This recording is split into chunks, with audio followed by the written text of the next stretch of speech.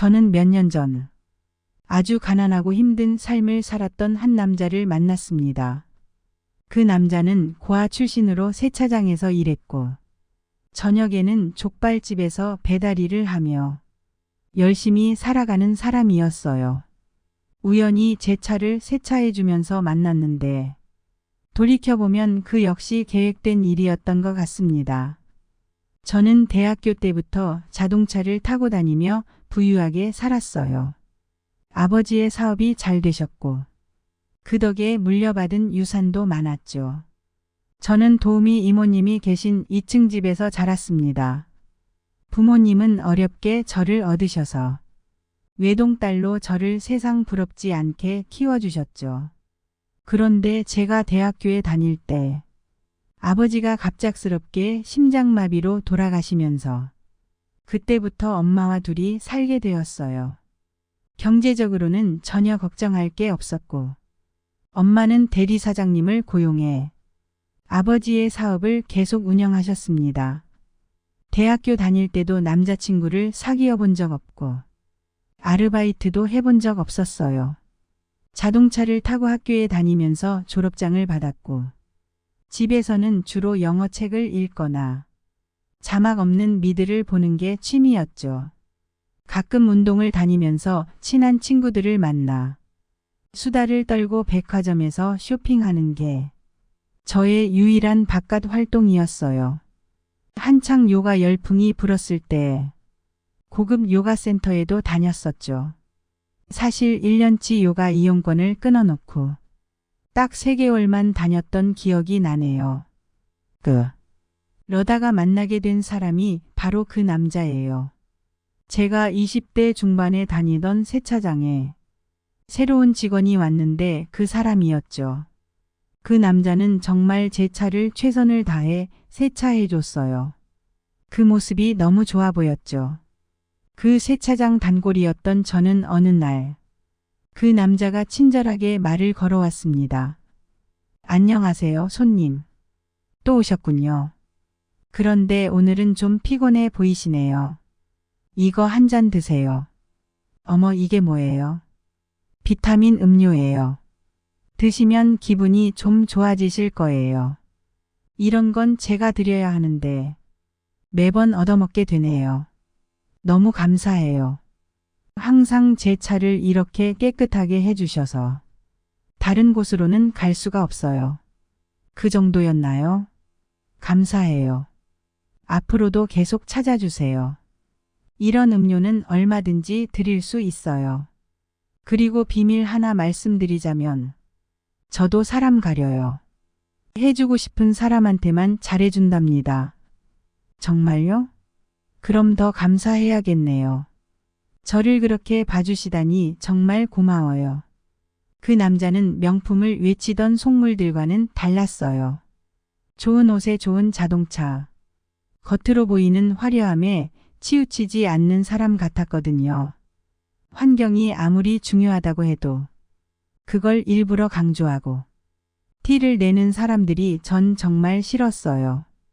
그런 남자들만 주변에 있다 보니 연애는 제 머릿속에 없던 일이었죠. 하지만 이 남자는 달랐어요. 머리부터 발끝까지 너무나 소소한 차림새였고 소박하면서도 생활력이 강한 분위기였답니다. 진짜 저는 그때 그 남자에게 호기심 같은 감정을 가지고 있었던 것 같네요. 하루에도 몇 번씩 그 사람의 얼굴과 말투가 떠올랐고 왠지 모르게 웃음도 나왔죠. 세상에, 지금 생각하면 세차장 직원을 생각하고 있던 제 자신이 정말 한심하네요. 좋은 사람 다 놔두고 왜 그런 사람에게 관심을 갖게 되었는지 지금 생각해도 이해가 되지 않아요. 사람의 마음은 자신이 생각한 것처럼 되지는 않더군요. 꽤 오랜 기간 고정적으로 세차를 맡기고 나서 저는 그 사람에게 작은 선물을 하나 해주었어요. 항상 손에 물을 적시는 것 같아서 백화점에 들른 김에 작은 핸드크림을 장만했죠. 그게 그렇게 비싸고 좋은 건 아니었지만 제 마음에 감동한 그 남자는 그날 세차비를 받지 않고 공짜로 세차를 해주었고 그걸 계기로 저희는 연락처를 주고받는 사이가 되었습니다. 그 남자는 눈빛부터가 아주 많이 세 보였고 세상의 모든 아픔과 슬픔을 다 안 듯한 표정을 가지고 있었어요. 그리고 세상 어떤 풍파에도 흔들리지 않을 것 같은 강인한 면모를 가지고 있었습니다. 제가 사회 경험도 없고 끈기 없이 생활하다 보니 그런 사람에게 관심이 갔나 봐요. 그리고 얼마 후 그 남자가 제 자동차 바퀴에 펑크가 나 있다면서 세차가 끝나고 직접 타이어를 갈아주며 저녁을 함께 먹는 시간을 갖게 되었어요. 오늘 정말 감사해요. 저는 타이어가 펑크 난 줄도 모르고 그냥 가려고 했는데 그러게요. 아마 가다가 바람이 많이 빠졌을 거예요. 퇴근 시간에 차도 막히면 갑자기 타이어 때문에 난감한 일이 생겼을 겁니다. 생각해보니 진짜 아찔하네요. 달리다가 갑자기 그랬다면 정말 큰일 날 뻔했어요. 오늘 너무 감사한 마음으로 제가 저녁은 살게요.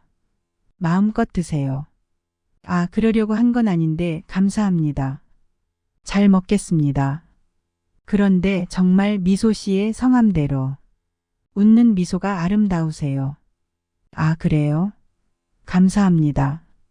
또 오늘도 기분 좋은 말을 듣게 되네요. 진짜예요. 애인분이 좋아하시겠어요. 아름답고 착하시고 모든 것을 다 갖추신 분이잖아요. 저 애인 없어요. 창피하지만 아직 한 번도 애인을 사귀어 본 적도 없답니다. 이렇게 완벽하신 분이요? 설마 그럴 리가요. 진짜 믿기 힘든데요. 그 남자와 이런저런 이야기를 나누며 서로에 대해 조금씩 알아가게 되었습니다.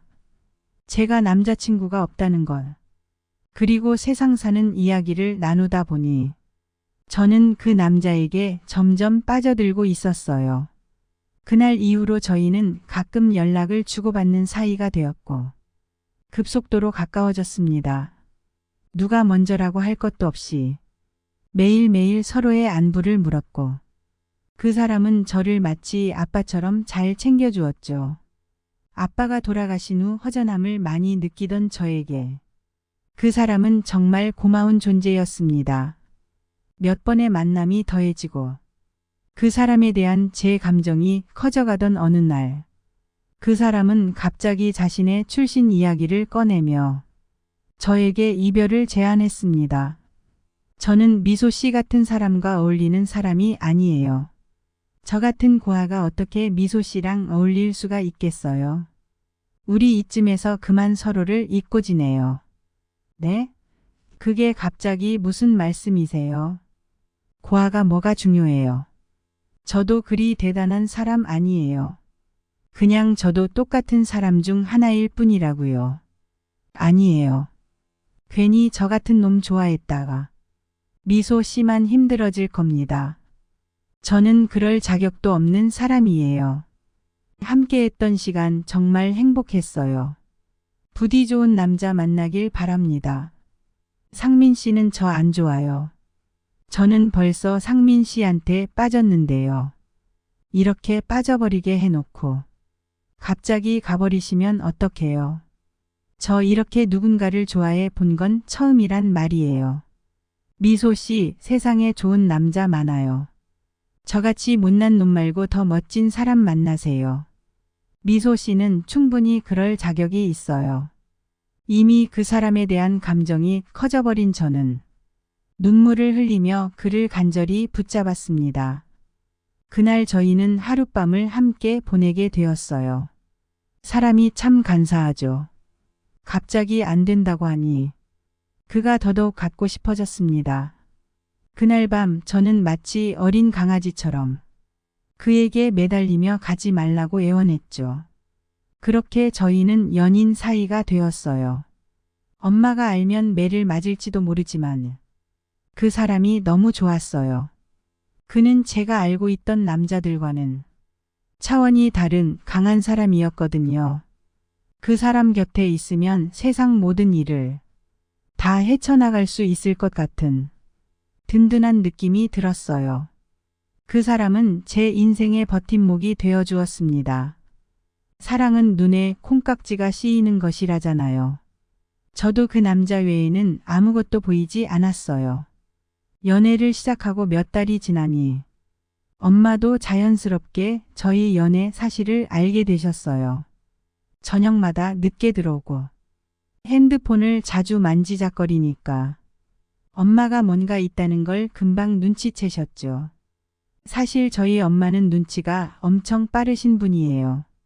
아빠가 돌아가시고 회사에 안 좋은 분위기가 스며들자 직원들을 바로 정리하고 철저히 회사를 관리하셨을 정도니까요. 그러던 어느 날 엄마가 저에게 물으셨습니다. 우리 딸 요즘 무슨 일 있지? 좋은 일 있는 거 맞지? 누구야? 누가 우리 딸 마음을 뺏어간 거야? 엄마 어떻게 알았어? 엄마가 왜 몰라? 엄마는 내 머리 꼭대기에 앉아 있는 거 모르니? 누군지 얘기해봐. 우리 딸이 좋아하게 된 그 남자 누군데? 아, 그냥 열심히 일하는 사람이에요. 명예나 집안은 좀 부족하지만 정말 최선을 다해 사는 사람이에요. 아니, 그럼 학교는? 직업은 뭐야? 부모님은 뭐 하셔? 어디서 만난 건데? 너 엄마한테 이렇게 비밀로 할 거야? 엄마 진짜 나중에 다 얘기해 줄게. 시간을 좀 줘요. 그 사람을 만나보면 엄마도 좋아하게 될 거야. 조건만 듣고 판단하지 말고 사람 자체를 봐줘.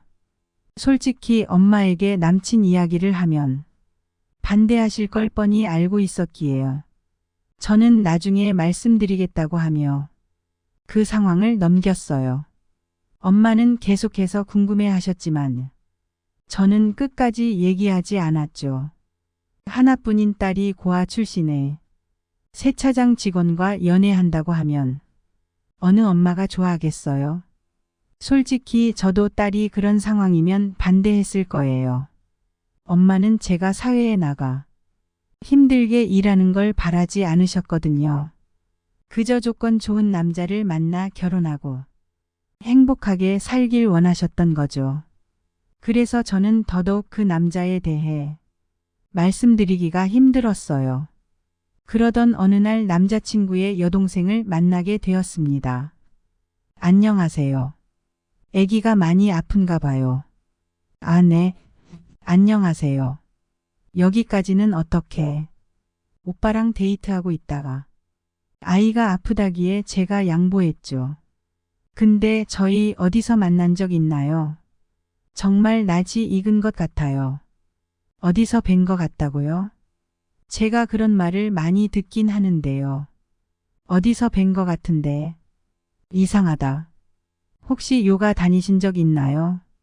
저 요가 다녔었는데 거기서 본 적 있는 것 같아요. 요가라뇨. 저는 그런 운동 배운 적 없어요. 착각하신 것 같아요. 그 여동생이라는 사람은 왠지 저를 자꾸 피하는 것 같았어요. 아니라고 하니 더 이상 물어볼 수도 없었지만 저는 계속 그 사람을 어디선가 본 것 같다는 느낌을 지울 수 없었어요. 제가 다른 건 몰라도 사람 얼굴은 잘 기억하는 편이라 계속 찜찜한 기분이 들더라고요. 하지만 그날은 그냥 넘어갔어요. 하지만 저의 불안한 감정은 어느새 사라지고 그 사람에게 온 마음을 쏟아붓게 되었어요. 연애를 시작한 지 1년 정도 지났을 때 저는 결혼을 진지하게 고민하기 시작했어요. 용기를 내서 엄마에게까지 결혼 얘기를 꺼냈죠. 하지만 엄마의 반응은 예상보다 훨씬 더 심각했습니다. 미소야, 지금 무슨 소리를 하는 거야? 고아에다 세차장 직원이라고? 정신 차려, 너 왜 이래? 엄마 왜 사람을 그렇게 출신이나 직업으로 따지세요? 오히려 부잣집 남자들 중엔 돈만 펑펑 쓰고 아무 생각도 없는 사람들이 얼마나 많은데요. 내 남친은 그런 애들보다 100배는 나아요. 미소야, 너는 아직 세상을 몰라서 그래. 부모의 가정 환경이 중요한 거고 평생을 함께하려면 안정적인 직업과 능력이 필요한 거야. 내가 그걸 몰라서 그렇지. 아니에요, 엄마. 난 그 사람을 정말 사랑해요. 엄마도 그 사람을 보면 얼마나 강한 사람인지 알 수 있을 거예요. 착하고 강하고 나를 아빠처럼 잘 챙겨주는 사람이에요. 절대 안 돼. 돌아가신 아빠도 싫어하실 거야. 내가 널 이렇게 귀하게 키운 이유가 뭔지 몰라. 내 눈에 흙이 들어가기 전에는 절대로 허락 못해. 엄마의 반응은 생각보다 훨씬 더 심각했어요. 남친 이야기를 꺼내자마자 엄마는 무조건 안 된다고 하셨고 남친을 직접 만나볼 생각조차 없으셨어요. 제가 한 번만 만나봐 달라고 부탁드려도 엄마는 빠른 시일 내에 헤어지라는 말씀만 반복하셨죠. 그날 저와 남친은 엄마의 마음에 들기 위해 근사한 꽃다발을 사서 집으로 갔었지만 엄마는 그날도 남친의 얼굴조차 보지 않으시고 방 안에서 나오지 않으셨어요. 몇 번을 찾아가도 같은 행동을 반복하셨죠. 결국 저는 화가 나서 집을 뛰쳐나오게 되었어요. 당시 남친은 친구와 함께 살고 있었고 갈 곳이 없던 저를 위해 우리는 모텔에서 장기 투숙을 하게 되었습니다. 난생 처음 모텔에서 며칠을 지내다 보니 너무 불편하고 힘들더군요. 그렇게 며칠 동안 집을 나간 제가 연락조차 하지 않자 엄마는 결국 두 손 두 발을 드셨고 남친을 데려와 정식으로 인사를 하라고 하셨어요. 그렇게 저희는 결혼을 할 수 있었죠. 결혼 준비는 모두 엄마가 해주셨고 남친의 형편을 고려해 소규모 웨딩홀에서 조용히 결혼식을 치렀습니다. 결혼식 날 엄마는 얼마나 많이 우셨는지 몰라요. 아빠도 돌아가시고 의지할 사람이라곤 저뿐이었는데 제가 엄마의 마음을 이해해주지 않고 결혼을 강행하니 엄마가 얼마나 서운했을지 지금 생각하면 이해가 됩니다. 결혼 후 남편과 함께 엄마와 살기로 했어요. 엄마가 많이 힘들어하셔서 1년 정도만 같이 살다가 나중에 집을 따로 얻자고 했죠. 남편도 흔쾌히 동의해줬습니다. 남편으로 바뀐 후 안정감이 더 커졌어요. 이 사람은 이제 영원히 내 편이라는 생각에 하루하루가 행복했죠. 하지만 엄마와 남편은 때때로 부딪히는 일이 있었습니다. 함께 식사할 때도 서로를 불편해하는 것처럼 느껴졌고 어느 날 저는 남편과 엄마의 대화를 몰래 듣고 말았습니다. 아니, 자네 내 방에서 뭐 하는 건가? 아, 그게 뭔가 잊은 게 있어서요. 내 방에서 자네가 뭐가 있나?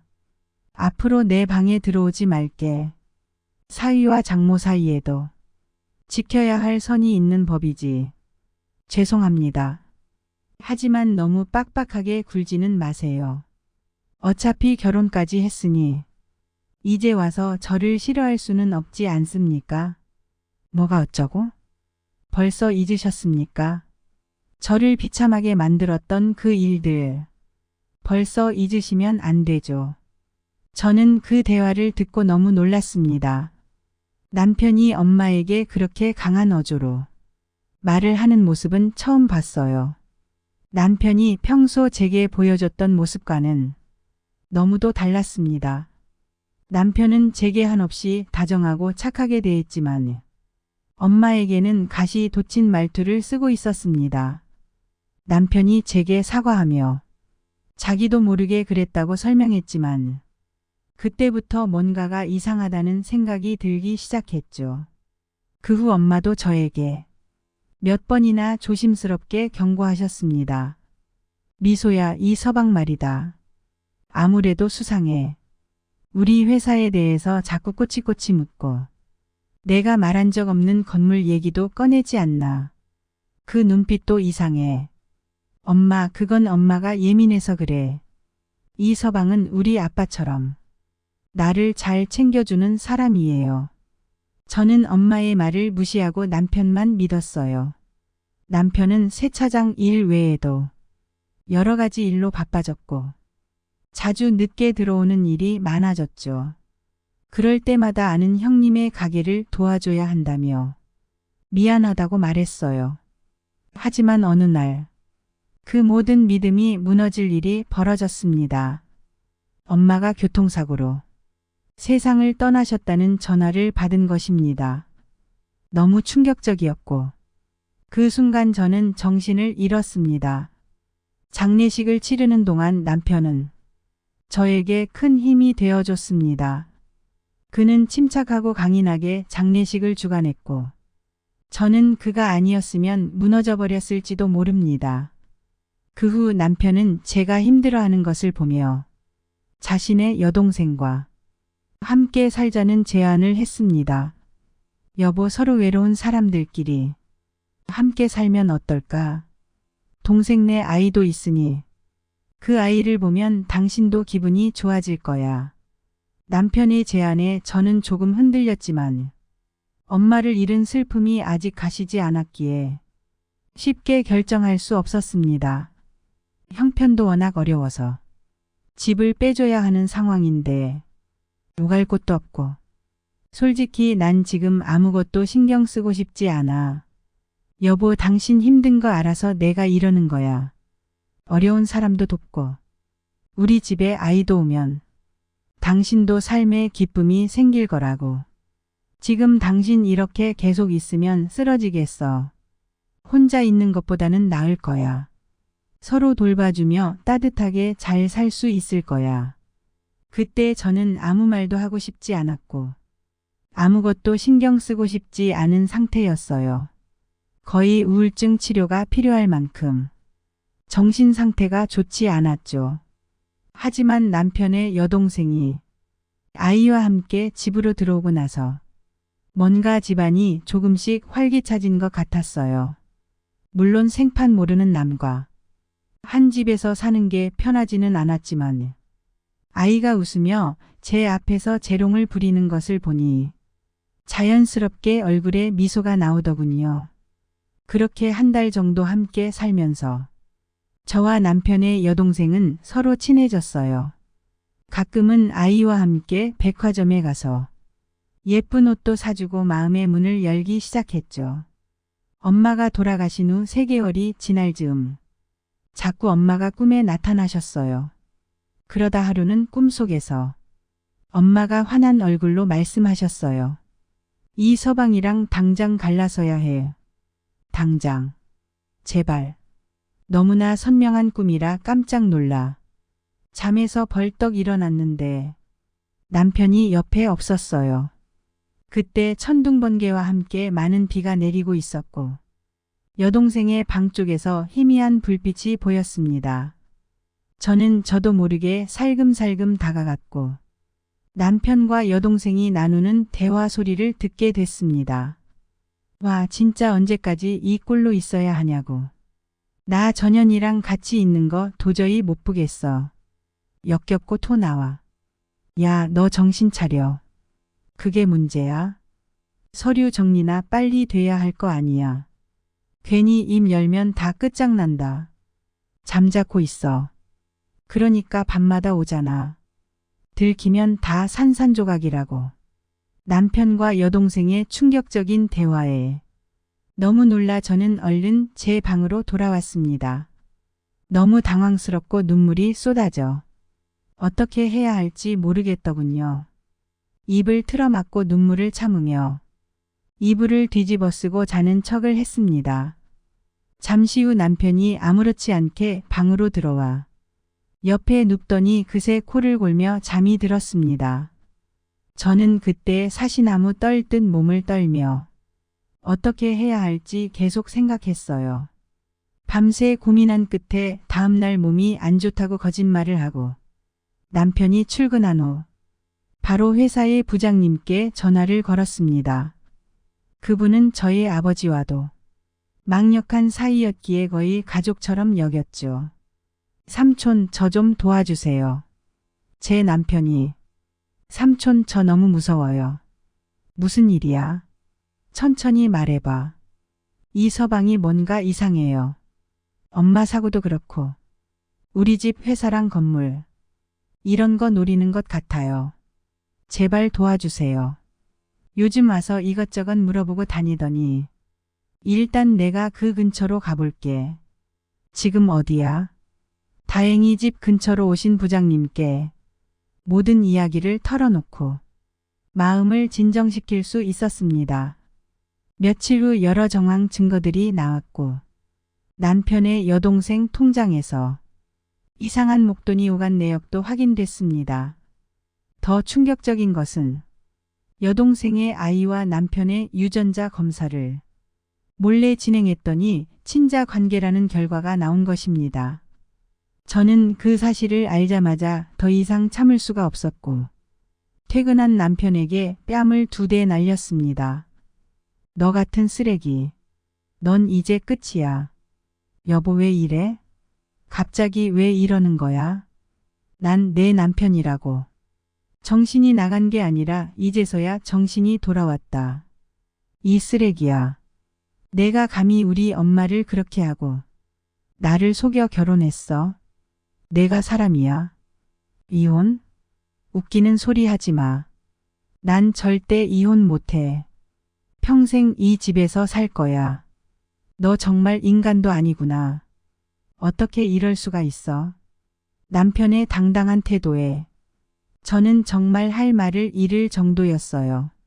진짜 멍청하게 사람 구분도 못하고 돈만 있으면 자기가 엄청 똑똑하고 잘 나가는 줄 알았지. 이제야 기억나냐? 우리가 요가원에서 봤잖아.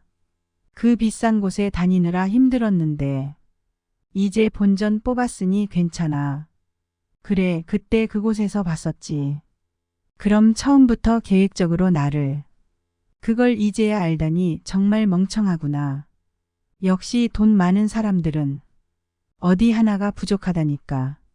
세상은 참 공평해. 저는 그 자리에서 주저앉고 말았습니다.